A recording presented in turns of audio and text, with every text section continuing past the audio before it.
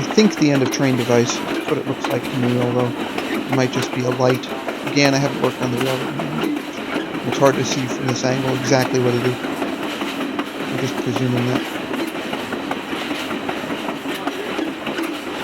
These meadows are actually created by beavers. You might see them on either side, not here, but just earlier. That happens when the beaver ponds kill the trees and clear out the area. There are a lot of beavers in the Adirondacks, actually. You don't see them very much, but they're all over the place. They hide really well.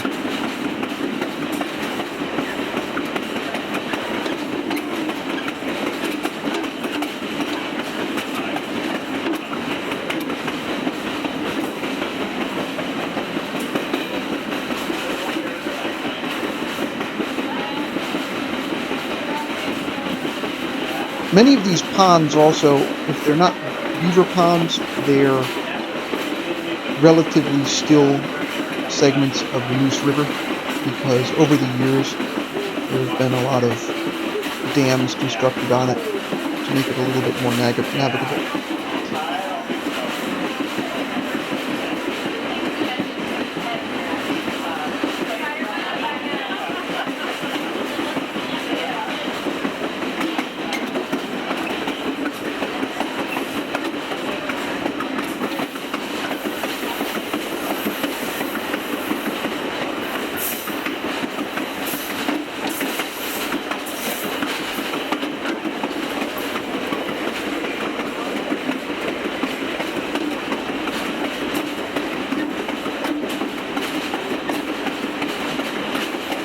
The line is more super elevated than it really needs to be. Of course, I'm swaying around here partly because I'm in handheld shooting here.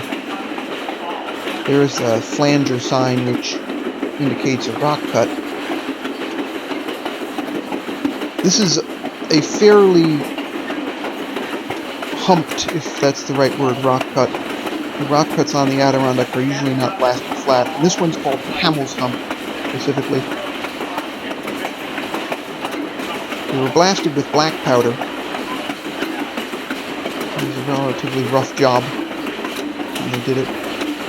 They had access to dynamite in the 1890s, but on the M&M they decided to use black powder for whatever reason.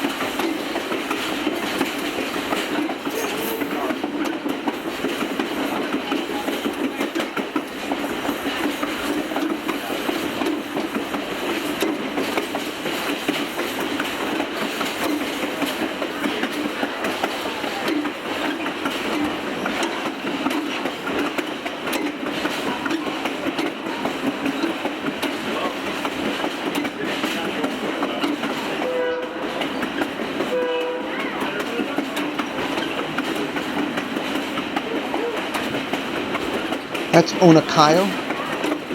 Onakayo is roughly at milepost 55, you can see there. The station, judging from old geological survey maps, was over on the right side, so on the east side of the tracks, but it's long gone, as is the hamlet that it served. There's nothing in Onakayo now, just the sign. And Minnehaha is only 1 mile down the tracks from here. But before we get to it, we go through another rock cut. As you see the flanger sign there. And there's also a station specifically for canoes called Whitewater that we added because we wanted to pick people up who had canoed down from Old Forge on the Fulton Chain of Lakes in the Moose River. And you'll see that in a few seconds, really. On the way back, we pick up some canoeists.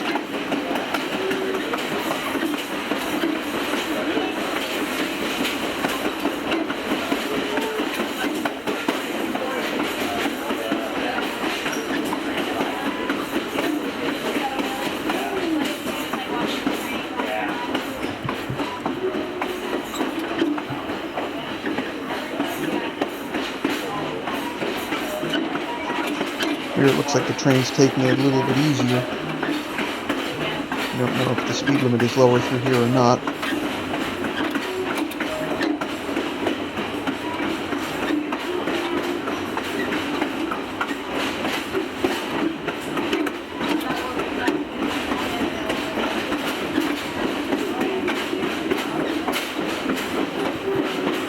said a few seconds for the platform, and it was a little longer. There it is. And you can see the canoeists and the kayakers preparing to come up the path there for when we return. We've already arrived.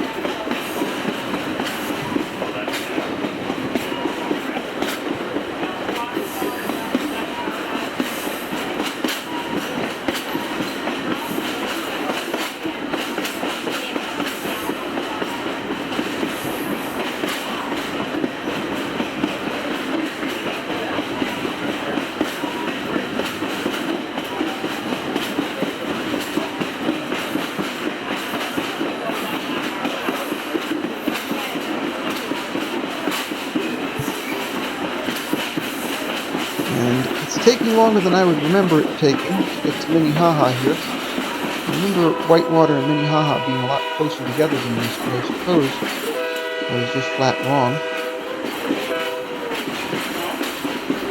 One more rock cut, which is fairly green here. Very overgrown.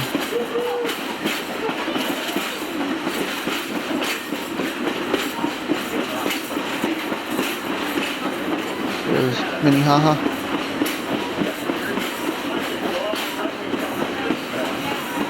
And then we have the bridge over the Moose River.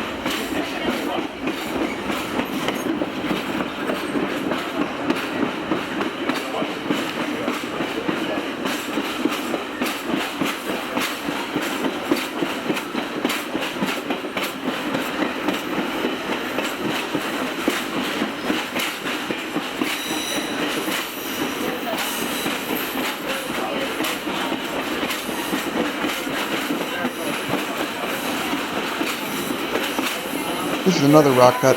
That sign there is for Minnie, which is where we used to turn around in the years to running past Minnehaha, but only over the bridge. That was the boundary of our UCS operation. Now, of course, the railroad runs much further south, Otter Lake, and it's possible to run the UCS rails all the way to Remsen and Utica.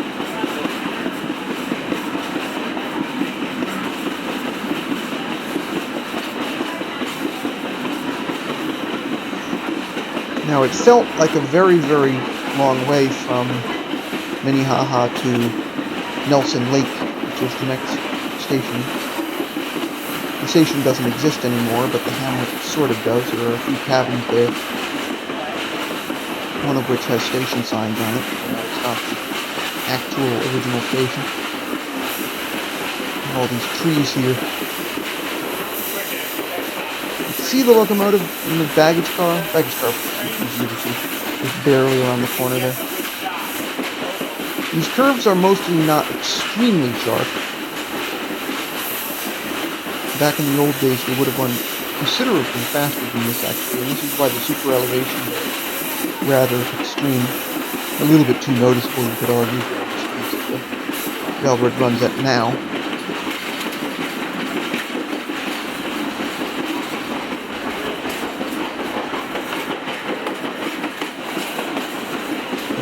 Another bridge over the Moose River. It's easy to confuse with the bridge at Peter, although the Keeper Bridge has been heavily rebuilt actually. It's quite different from how it looked when we were there, or rather when I was working. And I'm trying to get a good shot of Nelson Lake here, but I'm not even sure, because I haven't worked the line in so long, I couldn't remember exactly where we were, exactly when to inspect it. We did have another crossing there. Most of these crossings are just trail crossings.